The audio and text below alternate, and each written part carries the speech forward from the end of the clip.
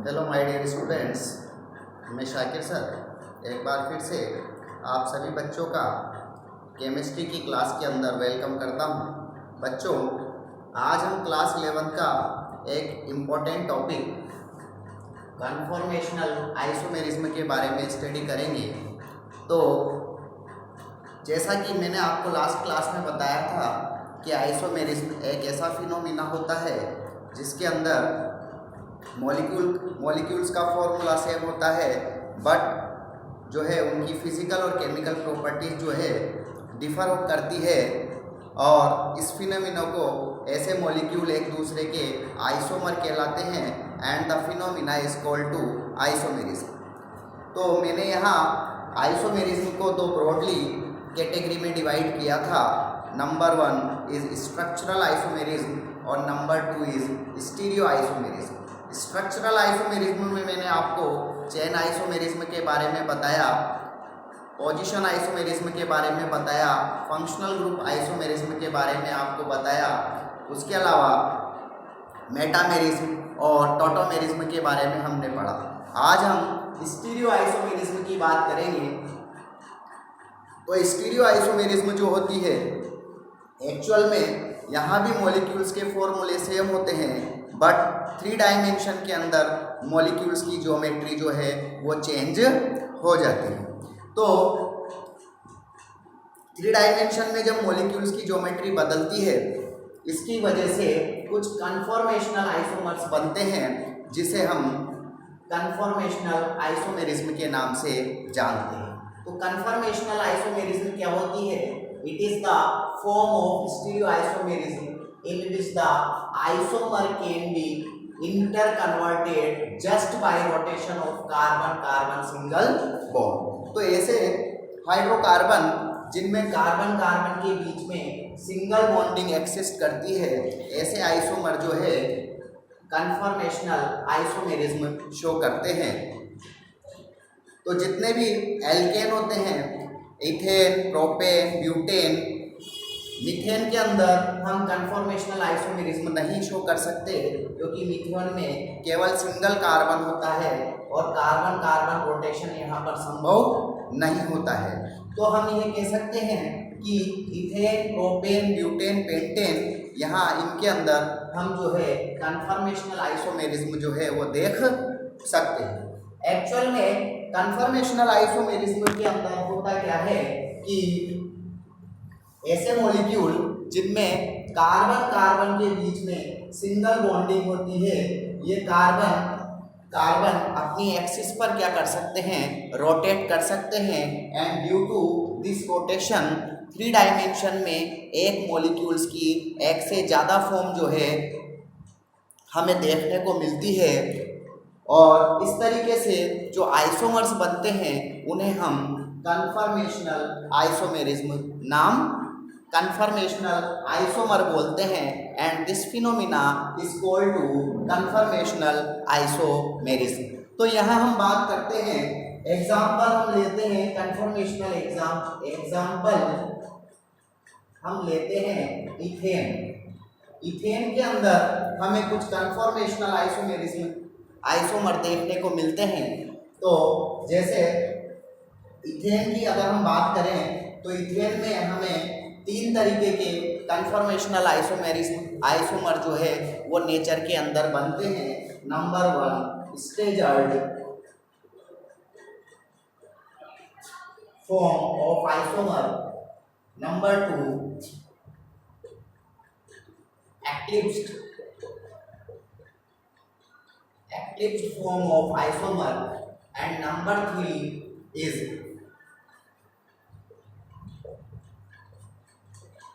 Skew conformers, और इसी को हम गॉश कन्फर्मेशन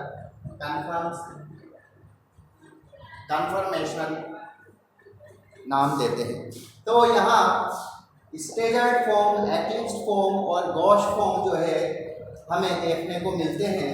आइए हम एक एग्जांपल लेकर इसको समझने की कोशिश करते हैं। सपोज हमारे पास एक इथेन मॉलिक्यूल है और इथेन में कार्बन और कार्बन के बीच में ये सिंगल बॉन्ड है। इस कार्बन कार्बन के बीच में कोई स्ट्रिक्ट रोटेशन ना होने की वजह से ये कार्बन किसी दूसरे कार्बन पर आसानी से रोटेट हो सकता है और इसके रोटेशन की वजह से इस कार्बन के हाइड्रोजन और इस कार्बन के हाइड्रोजन की पोजीशन में जो है वो चेंज हो सकता है। ड्यू टू दिस चेंज एक मॉलिक्यूल जो है दूसरी फॉर्म में बदल सकता है और एक उनके 3 डायमेंशन के अंदर जो है इनके जो है आइसोमर बन सकते हैं। तो जस्ट रोटेशन, थोड़े से रोटेशन, यानी हमें सिर्फ अगर 10 to 12 किलो जूल अगर एनर्जी अगर हम मॉलिक्यूल्स को प्रोवाइड हो जाए तो ये कन्फर्मेशन आसानी से हो सकते हैं। तो यहाँ हम जैसे देखते हैं कि इस कार्बन से 3 हाइड्रोजन जुड़े हैं, नंबर 1, नंबर 2, नंबर 3। इस कार्बन से भी हमारे पास 3 हाइड्रोजन जुड़े हैं। इसको हम फ्रंट कार्बन मान लेते हैं और इसको हम रियर कार्बन मान लेते हैं। रियर कार्बन, फ्रंट कार्बन जिसको हम आगे से देख सकें और रियर कार्बन जो बैक के अंदर जो बैक साइड में जो कार्बन होता है उसको हम रियर कार्बन बोलते हैं। तो नंबर 1 कार्बन और नंबर 2 कार्बन, इससे ये तीनों हाइड्रोजन जुड़े हैं, इस कार्बन से भी तीनों हाइड्रोजन जुड़े हैं। अब मैं मान लो इस हम सिंगल नंबर 1 कार्बन को कांस्टेंट रखता हूं और नंबर 2 कार्बन को इसके सापेक्ष जो है इसके रिलेशन में रोटेट करता जाता हूं। तो जब मैं इसको रोटेट करता हूं, सपोज करो मैंने इसको जब ऐसे रोटेट किया तो हो सकता है ये पोजीशन ऐसी हो जाए। जैसे जैसे मैं इसको रोटेट करता जाऊंगा पोजीशन जो है वो बदलती चली जाएगी। तो इस रोटेशन की वजह से इथेन के हमें 3 डायमेंशन के अंदर एक से ज़्यादा आइसोमर जो है वो दिखाई देते हैं and these isomers are known as conformational isomer and for phenomena is called conformational isomerism. तो यहाँ हम इसको साइंटिस्ट है, एक साइंटिस्ट का नाम था जिसका नाम था न्यूमान। तो इसको हम न्यूमान प्रोजेक्शन के थ्रू समझ सकते हैं, न्यूमान प्रोजेक्शन। और एक दूसरे साइंटिस्ट आए जिन्होंने एक अपना इसको समझाने के लिए एक दूसरे साइंटिस्ट आए जिनका नाम था सोहार्स।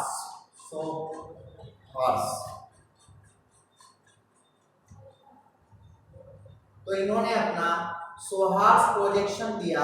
इस सोहार्स प्रोजेक्शन और न्यूमान प्रोजेक्शन के थ्रू हम जो है हम इथेन के आइसोमर्स को बना सकते हैं, इथेन के आइसोमर्स को हम एक्सप्लेन कर सकते हैं। तो यहाँ न्यूमान प्रोजेक्शन, न्यूमान का कहना है कि अगर हम फ्रंट कार्बन को एक डॉट मान लें और इस डॉट से इस तरीके से 3 हाइड्रोजन जुड़े हुए हैं, फ्रंट कार्बन को हम एक डॉट मान लेते हैं और इस डॉट से 3 हाइड्रोजन जो है वो 120 के एंगल पर इस तरीके से जुड़े होते हैं। तो ये हमारा फ्रंट कार्बन है और रियर कार्बन को हम एक सर्कल मान लेते हैं। ये रियर कार्बन को हमने एक सर्कल मान लिया। तो हम यूँ कह सकते हैं कि इस कार्बन से भी 3 हाइड्रोजन जो अटैच है। तो एक कार्बन मान लो यहाँ जुड़ा है, एक कार्बन मान लो यहाँ जुड़ा है और तीसरा कार्बन जो है ये भी 120 के एंगल पर जुड़े हुए 3 डायमेंशन के अंदर। एक कार्बन एक हाइड्रोजन हम यहाँ मान लेते हैं। तो इस तरीके की हमें जो स्ट्रक्चर दिखाई देती है, इस स्ट्रक्चर में हम क्या देखते हैं कि इस कार्बन के तीनों हाइड्रोजन यानी फ्रंट कार्बन के तीनों हाइड्रोजन रियर कार्बन के तीनों हाइड्रोजन से मैक्सिमम डिस्टेंस पर होंगे, maximum distance in between both carbon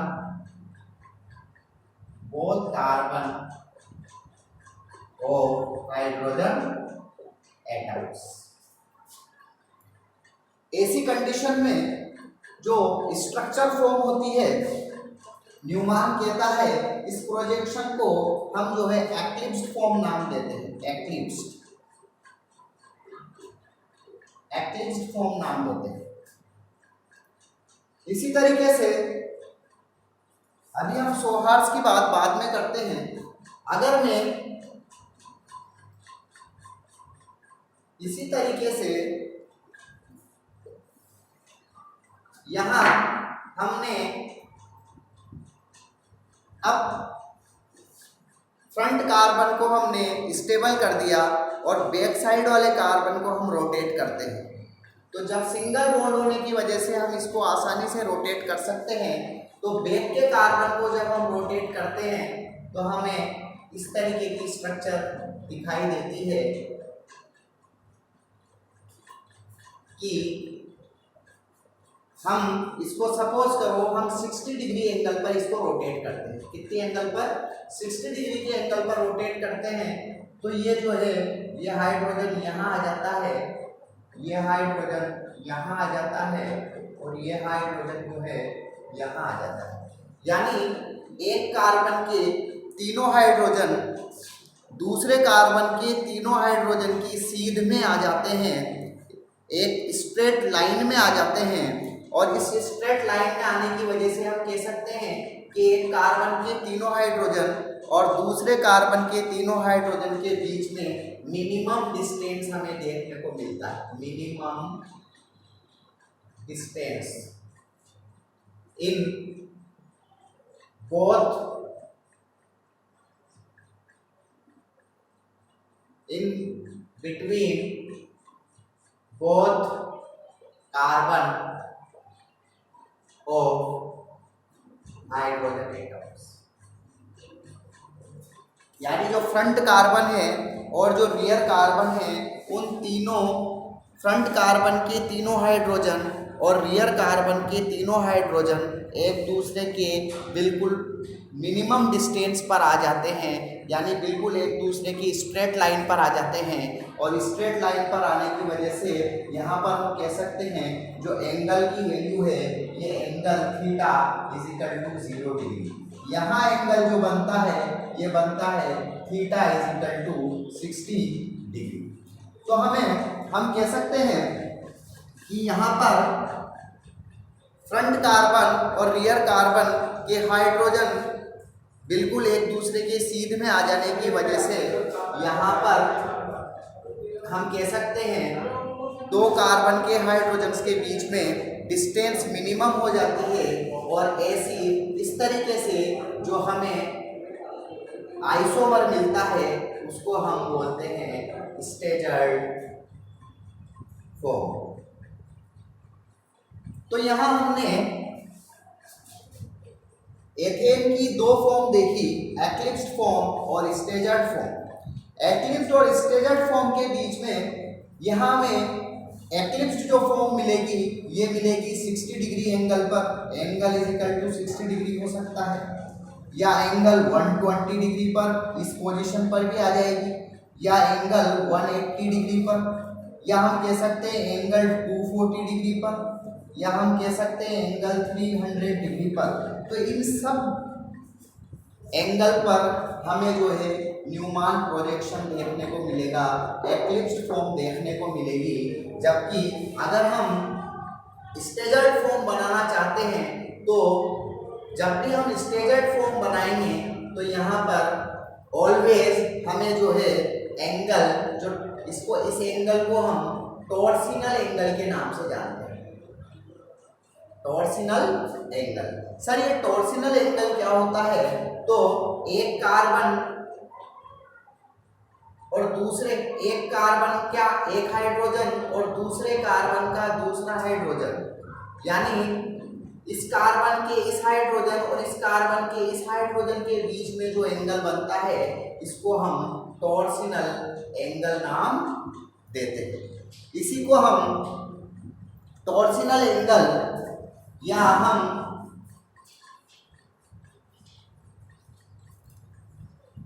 dihedral angle भी इसको डाइहेड्रल एंगल भी इसको नाम देते हैं। तो ये डाइहेड्रल एंगल और टॉर्सिनल एंगल क्या होता है? Angle generated by two intersecting HCCH plane. हम कह सकते हैं angle is generated by two intersecting HCCH plane, यानी HCCH प्लेन के बीच में जो टू इंटरसेक्टिंग की वजह से जो एंगल फॉर्म होता है उसे हम डाइहेड्रल एंगल या टॉर्सिनल एंगल के नाम से जानते हैं। तो यहाँ स्टेजर्ड फॉर्म के अंदर हमें टॉर्सिनल एंगल या जो डाइहेड्रल एंगल है, डाइहेड्रल एंगल जो है ये ऑलवेज हमें 0 डिग्री मिलेगा, जबकि न्यूमैन अगर हम एक्लिप्स फॉर्म की बात करते हैं तो यहाँ हमें टॉर्सिनल एंगल और डाइहेड्रल एंगल का value 60 degree, 120 degree, 180 degree, 240 degree और 300 डिग्री पर मिलेगा। तो इस एंगल पर जो हमें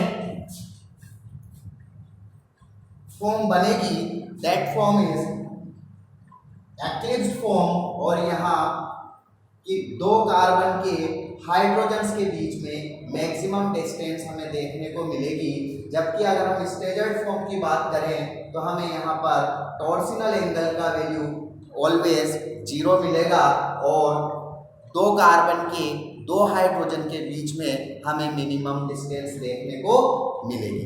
अब हम क्या करते हैं, अगर ये पोजीशन, अब ये हो सकता है एंगल 61 डिग्री भी हो सकता है, एंगल इसके अलावा कुछ भी हो सकता है। तो इसके अलावा अगर 0, 60, 120, 180, 240, 300 इनके अलावा अगर कोई भी एंगल पर अगर कोई फॉर्म बनती है, जैसे ये सपोज करो मैंने इसको फ्रंट कार्बन को कांस्टेंट करके बैक कार्बन को थोड़ा सा मैंने और रोटेट कर दिया, तो मुझे ना तो एक्लिप्स्ड फॉर्म मिलने वाली है ना तो मुझे स्टेजर्ड फॉर्म मिलने वाली है। मुझे यहाँ एक नई फॉर्म देखने को मिलेगी जिसे मैं स्क्यू और गॉश फॉर्म के नाम से जानता हूँ। तो यहाँ स्क्यू कन्फर्मर्स भी बनते हैं। स्क्यू कन्फर्मर्स वो होते हैं जो स्टेजर्ड फॉर्म और एक्लिप्स्ड फॉर्म के बीच में एक्सिस्ट करते हैं, और ये अगर हम जानना चाहें स्क्यू और गॉश फॉर्म यानी कितने कन्फर्मर्स बनते हैं तो ये इनफाइनाइट नंबर में बन सकते हैं। तो यहाँ एक्लिप्स्ड फॉर्म और स्टेजर्ड फॉर्म के अलावा एक गॉश फॉर्म भी बनती है जो इनफाइनाइट नंबर के अंदर हमें मिलती है। ये जो प्रोजेक्शन बनाया ये बनाया न्यूमैन ने। अब हम बात करते हैं सोहार्स प्रोजेक्शन की। तो सोहार्स जो प्रोजेक्शन है, सोहार्स ने किस तरीके से अपने प्रोजेक्शन को बताया, आओ पता करें। सोहार्स प्रोजेक्शन, सोहार्स प्रोजेक्शन की अगर हम बात करते हैं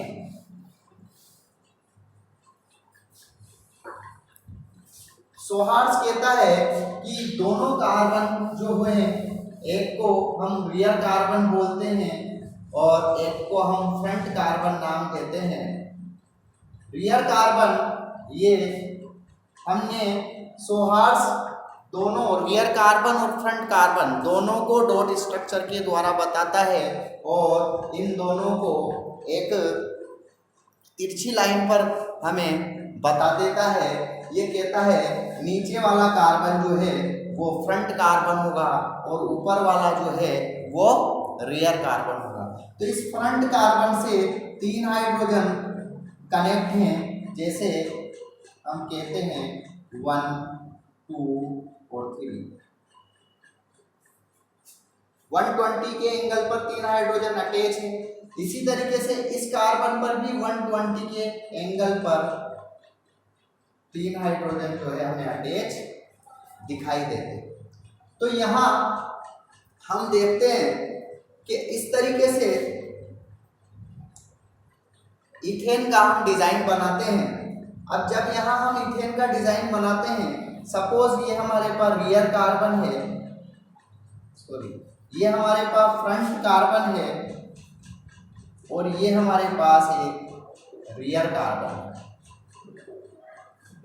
अब मैं फ्रंट कार्बन को स्टेबल करके रियर कार्बन को रोटेट कराता हूँ तो मुझे इसकी इस तरीके से डिजाइन देखने को मिलती है। मैं इसको सपोज मैं इसको रोटेट कराता हूँ कि 180 एंगल पर। तो जब मैं इसको 180 एंगल पर रोटेट करता हूँ तो मुझे इस तरीके से स्ट्रक्चर देखने को मिलती है। ये हाइड्रोजन, ये हाइड्रोजन और ये हाइड्रोजन। अब जब मैंने इसको रोटेट किया तो मुझे ये हाइड्रोजन, ये हाइड्रोजन और ये हाइड्रोजन। तो इस तरीके से जब मैं इसको यहाँ रोटेट करता हूँ तो मुझे इस तरीके का स्ट्रक्चर जो है वो देखने को मिलता है। यानी फ्रंट कार्बन जो मेरी आंखों के सामने है उसके हाइड्रोजन की पोजीशन चेंज नहीं होती है, जबकि रियर कार्बन जब मैं पीछे वाले कार्बन को 180 डिग्री के एंगल पर रोटेट करता हूँ तो मुझे इस तरीके से हाइड्रोजन की पोजीशन जो है एक कार्बन के तीनों हाइड्रोजन और दूसरे कार्बन के तीनों हाइड्रोजन के बीच में इस तरीके से उनकी पोजीशन जो है वो चेंज दिखाई देती है। तो अगर हम यहाँ इस स्ट्रक्चर को देखें तो इस स्ट्रक्चर को आपको देखने से क्या पता लगता है कि देखो इस कार्बन का ये हाइड्रोजन इस कार्बन के इस हाइड्रोजन के पास था, इस कार्बन का ये हाइड्रोजन इस कार्बन के इस दूसरे कार्बन के इस हाइड्रोजन के पास था और इस कार्बन का ये तीसरा हाइड्रोजन इस कार्बन के तीसरा हाइड्रोजन के पास था। यानी यहाँ पर जो है वो हमें मिनिमम डिस्टेंस दिखता है। यानी इस प्रोजेक्शन के अंदर मुझे दो कार्बन से जुड़े हुए तीनों हाइड्रोजन्स के बीच में मिनिमम डिस्टेंस दिखाई देता है। और जब मुझे यहाँ मिनिमम डिस्टेंस दिखाई देता है तो मिनिमम डिस्टेंस का मतलब है कि ये जो फॉर्म बनती है ये बनती है एक्लिप्स्ड फॉर्म। इसी तरीके से अब अगर हमने जब इसको 180 पर सेकंड वाले कार्बन को जब 180 पर रोटेट किया तो हम क्या देखते हैं कि इस हाइड्रोजन की पोजीशन और इस हाइड्रोजन की पोजीशन को हम मेजर करें तो हमें यहाँ मोर डिस्टेंस दिखाई देती है। इस हाइड्रोजन और इस हाइड्रोजन की पोजीशन को देखें तो डिस्टेंस बढ़ जाती है। इस हाइड्रोजन और इस हाइड्रोजन की पोजीशन को अगर हम देखें तो हमें मोर डिस्टेंस दिखाई देती है। तो यहाँ हमें मैक्सिमम डिस्टेंस दिखाई देती है। और मैक्सिमम डिस्टेंस दो कार्बन के दो हाइड्रोजन के बीच में अगर डिस्टेंस मैक्सिमम हो जाती है तो हम कह सकते हैं कि यहाँ पर जो फॉर्म बनती है उसको हम स्टेजर्ड फॉर्म बोलते हैं। स्टेजर्ड फॉर्म नाम। तो सोहार्स प्रोजेक्शन भी हमें एक्लिप्स्ड फॉर्म और स्टेजर्ड फॉर्म को बताता है। और ये हम सोहार्स प्रोजेक्शन के थ्रू किस तरीके से उसको इथेन के मॉलिक्यूल को डिजाइन करते हैं वो हम एक तिरछी लाइन के द्वारा इसको शो करते हैं। तो यहाँ हमें स्टेजर्ड फॉर्म और यहाँ हमें एक्लिप्स्ड फॉर्म जो है वो दिखाई देती है। अब यहाँ पर एक क्वेश्चन हमसे पूछा जाता है कि which form is more stable, eclipsed form और स्टेजर्ड फॉर्म। तो हम जैसे आपको बता दें कि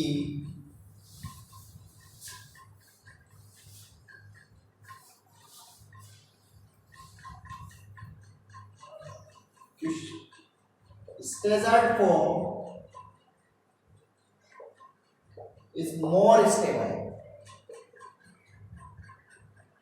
than eclipsed form.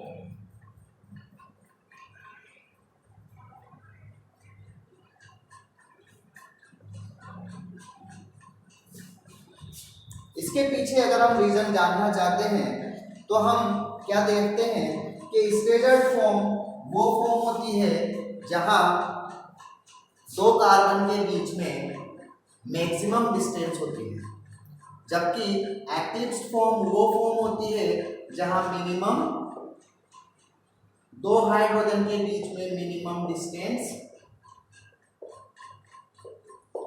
और यहां मैक्सिमम डिस्टेंस। तो जब यहां मिनिमम डिस्टेंस होती है और टॉर्सियल एंगल का वैल्यू जो है वो 0 डिग्री होता है, जबकि यहाँ मैक्सिमम डिस्टेंस होती है और टॉर्सियल एंगल जो होता है वो 60 डिग्री या 120 डिग्री या 180 डिग्री या 240 डिग्री या 300 डिग्री हो सकता है। तो यहाँ हम क्या कह सकते हैं कि यहाँ हाइड्रोजन के बीच में मिनिमम डिस्टेंस होती है और टॉर्सियल एंगल बहुत कम होता है, यानी टॉर्सियल एंगल की वैल्यू 0 होती है। तो यहाँ पर ज़्यादा डिस्टेंस कम होने की वजह से रिपल्शन ज़्यादा होता है और ड्यू टू मोर रिपल्शन इसका स्टेबिलिटी कम हो जाता है। तो due to more repulsion stability of eclipsed form is less। और यहाँ हम कह सकते हैं दो हाइड्रोजन के बीच में मोर डिस्टेंस होने की वजह से यहाँ रिपल्शन कम होता है। Due to less repulsion stability of staggered form is increase. तो हम कह सकते हैं staggered form is more stable than eclipsed form due to less repulsion in between two hydrogen atom of two carbons. तो आप कन्फर्मेशनल आइसोमर को हम जो है दो प्रोजेक्शन के द्वारा दिखाते हैं। एक होता है हमारा न्यूमैन प्रोजेक्शन और एक होता है हमारा न्यूमैन प्रोजेक्शन और दूसरा सोहार्स प्रोजेक्शन। तो न्यूमैन प्रोजेक्शन और सोहार्स प्रोजेक्शन के थ्रू हम जो है एल्केन और इथेन जैसे मॉलिक्यूल्स के 3 डायमेंशन के अंदर आइसोमर बना सकते हैं, just about the rotation in between carbon carbon atoms.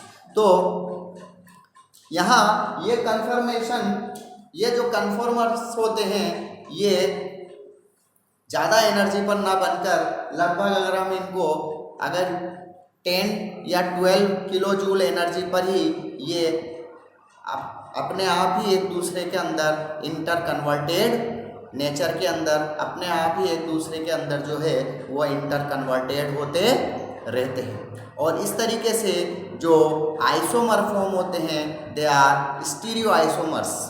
तो स्टीरियो आइसोमर्स में हम जो है जनरली कन्फर्मेशन ऑफ आइसोमर्स की बात करते हैं। आई थिंक आपको ये टॉपिक क्लियर हुआ होगा।